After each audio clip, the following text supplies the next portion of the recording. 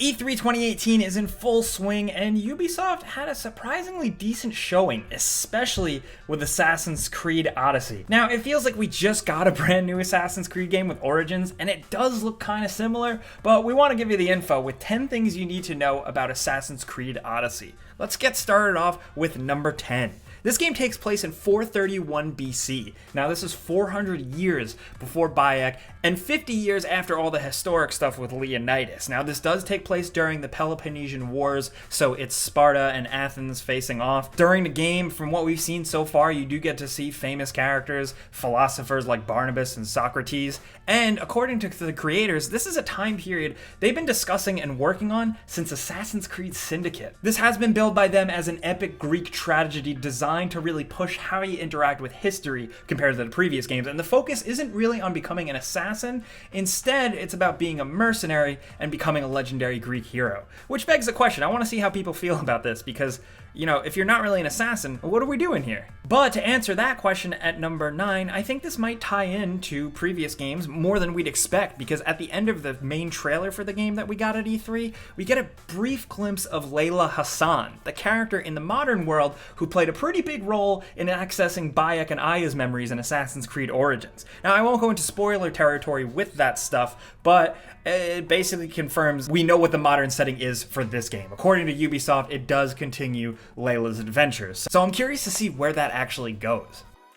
But now at number 8, what's cool about this Assassin's Creed is that you get to actually choose your character. You can be a male or a female. You can be the female Cassandra or the male character Alexios. These characters are actually descendants of Leonidas himself. They are actually forgotten descendants because they were left behind and thrown off a cliff by their father in total Heihachi fashion, thanks to apparently bringing shame upon the family name. That's all we really know. But then 17 years later, you emerge in the game as a mercenary and you begin your rise to becoming a hero. Plus, you also have a bird, just like Bayek. Now, I will say that that's a little too similar to the previous games for my taste, but he does have a cool name, Icarus, so that's cool to roll with.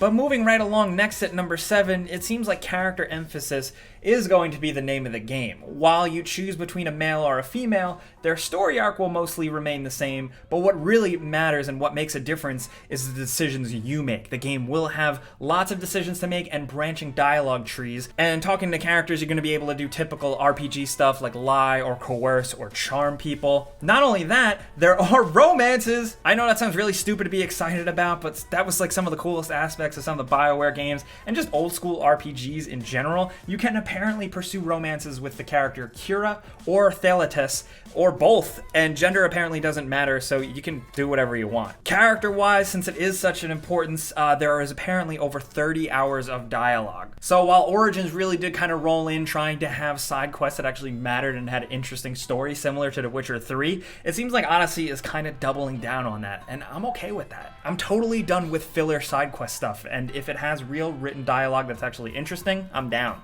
Now at number 6, this wouldn't be a Greek game if it didn't have big, huge battles, and apparently we're getting 300 soldier battles. From what we have seen in the gameplay and the trailer that has been revealed, these are actually going to be 150 versus 150 soldier battles. In these battles, you're actually whittling down the opposing forces, and there's a meter indicating the battle's progress and the amount of forces left. This also ties into an overall Peloponnesian War system involving fighting battles and holding dominance over aspects of the map, and you can turn the tide either towards Sparta or Athens, depending on where you want to essentially align yourself. There are probably going to be benefits for both, so I'm really interested to see how far and how deep that system really goes, and how and if it'll actually change the landscape and the towns and the civilization within.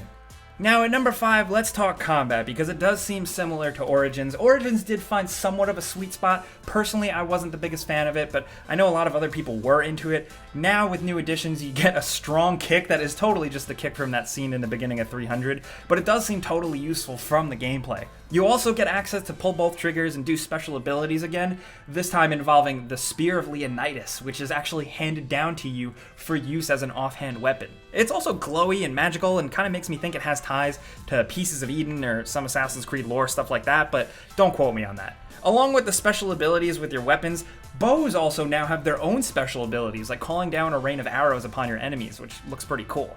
Not only that, speaking of arrows, you can equip multiple types of arrows to use, like flame arrows and stuff. Like I said, even though I wasn't the biggest fan of Assassin's Creed Origins combat, I'm hoping that the little additions and tweaks here will finally make it, but time will tell. We'll have to wait and see. Because at number 4, something I'm really excited about, sea battles make a full-featured return. They're not just side stuff like in Origins, like with Aya. Here, you once again pilot a full ship with a crew, and this time the crew is fully recruitable, like apparently at shops and hubtown areas and stuff. So you're in your ship, you're cruising the seas of Greece, and you can battle it out with enemy ships, and like Black Flag and Rogue, you can actually board and terrorize the enemy ships.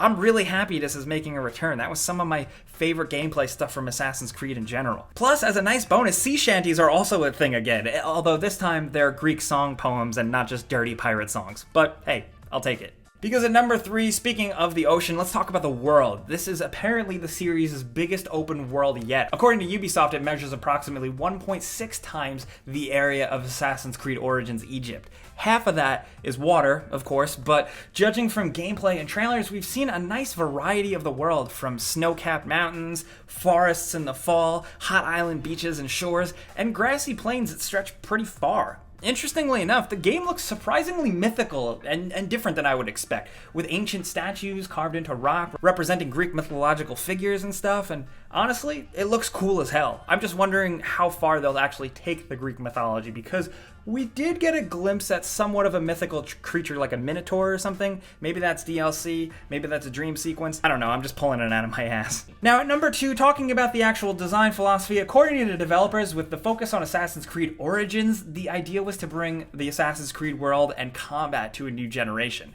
Now this time with Odyssey, the developers plan to fully cash in on it being an RPG.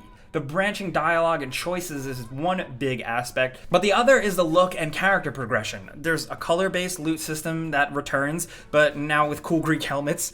But more importantly, the world itself has more systems. Like I mentioned, the Peloponnesian War system. There will also be a notoriety system that will penalize you for killing civilians or stealing from them or a shop. And open world roaming forces of up to 50 mercenaries will emerge and hunt you down if you're bad. Now, in terms of RPG meat, the special abilities I mentioned earlier are actually tied directly into the leveling systems. These are abilities that are grouped into hunter, assassin, and warrior trees that you can pursue for additional perks. That's, of course, pretty similar to Origins, but apparently here it's just reportedly deeper and just generally has more of everything. More perks, more levels to pursue, and just more RPG stuff. So if that's what you were looking for, hopefully you get it. But down to number 1, now for a little housekeeping, it's worth noting that Assassin's Creed Odyssey drops on October 5th, 2018 for PS4, Xbox One, and PC. As with previous games, there are like 5 main editions to choose from if you want to spend money, starting with the base game. Then there's the deluxe edition, the gold edition, which you can buy digitally or with a steelbook,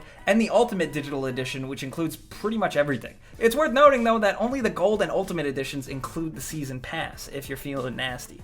There will also be a premium quote-unquote Pantheon edition that comes with all that stuff, as well as a bunch of physical extras like, of course, a statue and an art book and stuff like that, but it'll run you over $200. Either way, in summation, like I said, October 5th is the main takeaway for all the platforms, so we're gonna have to just wait and see how it turns out. But those are the things we think you need to know from E3 2018 about Assassin's Creed Origins. It's officially real. I want to know what you guys think down in the comments about this game. Does it look too similar to Origins for you?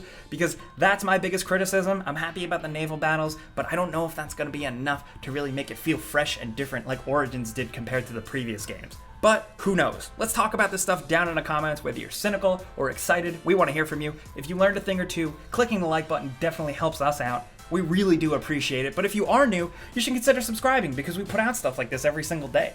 But anyway, as always, thanks for watching, and we'll see you guys next time.